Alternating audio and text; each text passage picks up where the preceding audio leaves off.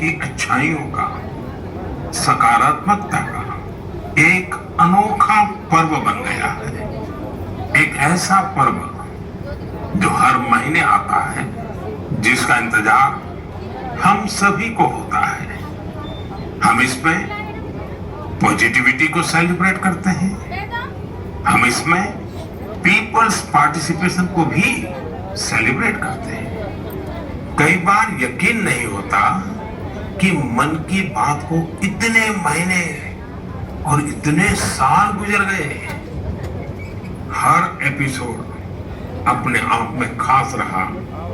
हर बार नए उदाहरणों की नवीनता, हर बार देशवासियों की नई सफलताओं का विस्तार।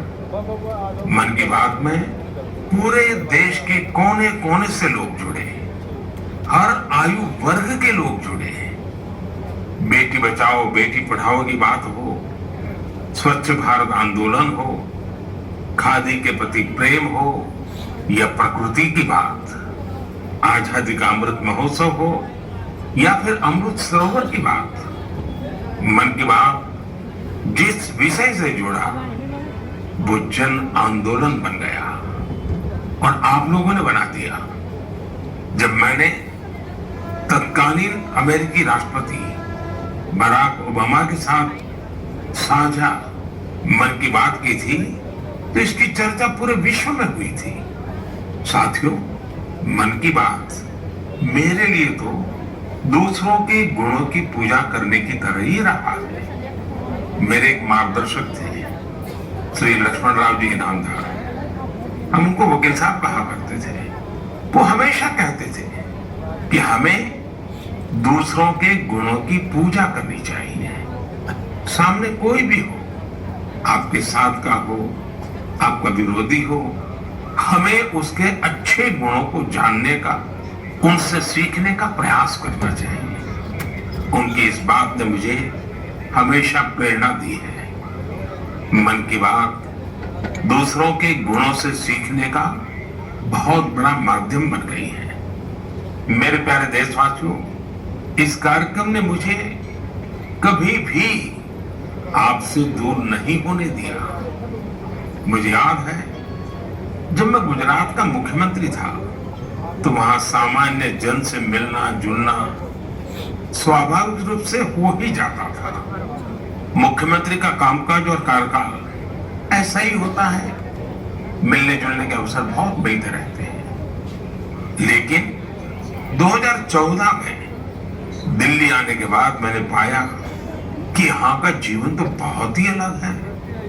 काम का स्वरूप अलग, दायित्व अलग, स्थितियां परिस्थितियों के बंधन, सुरक्षा का तामझाम, समय की सीमा। शुरुआती दिनों में कुछ अलग महसूस करता था, खाली खाली सा महसूस करता था। 50 साल पहले मैंने अपना घर इसलिए नहीं छोड़ा था कि एक दिन अपने ही देश के लोगों से संपर्क ही मुश्किल हो जाएगा। जो देशवासी मेरा सब कुछ है, मैं उनसे ही कट करके जी नहीं सकता था। मन की बात ने मुझे इस चुनौती का समाधान दिया, सामान्य मानवी से जुड़ने का रास्ता दिया। पदभार और प्रोटोकॉल व्यवस्था तक ही सीमित रहा और जनभाव कोटि कोटि जनों के साथ मेरे भाव विश्व का अटूट अंग बन गया। हर महीने मैं देश के लोगों के हजारों संदेशों को पढ़ता हूं। हर महीने मैं देशवासियों के एक से एक अद्भुत स्वरूप के दर्शन करता हूं। मैं देशवासियों के तप त्याग की पराकाष्ठा को देखता हूं, महसूस करता हूं। मुझे लगता ही नहीं है कि मैं आपसे थोड़ा भी दूर हूं। मेरे लिए मन की बात ये एक कार्यक्रम नहीं है, मेरे लिए एक आस्था, पूजा, व्रत है। जैसे लोग ईश्वर की पूजा करने जाते हैं तो प्रसाद की थाल लाते हैं, मेरे लिए मन की बात ईश्वर रूपी जनता जनार्दन के चरणों में प्रसाद की थाल की तरह है।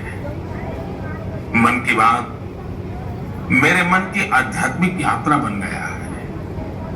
मन की बात स्व से समष्टि की यात्रा है। मन की बात अहम से वयम की यात्रा है। यह तो मैं नहीं तू ही इसकी संस्कार साधना है। अब कल्पना करिए, मेरा कोई देशवासी 40-40 साल से निर्जन पहाड़ी और बंजर जमीन पर पेड़ लगा रहा है। कितने ही लोग 30-30 साल से जल संरक्षण के लिए बावड़ियां और तालाब बना रहे हैं, उसकी साफ सफाई कर रहे हैं। कोई 25-30 साल से निर्धन बच्चों को पढ़ा रहा है, कोई गरीबों की इलाज में मदद कर रहा है। कितनी ही बार मन की बात में इनका जिक्र करते हुए मैं भावुक हो गया हूं। आकाशवाणी के साथियों को कितनी ही बार इसे फिर से रिकॉर्ड करना पड़ा है।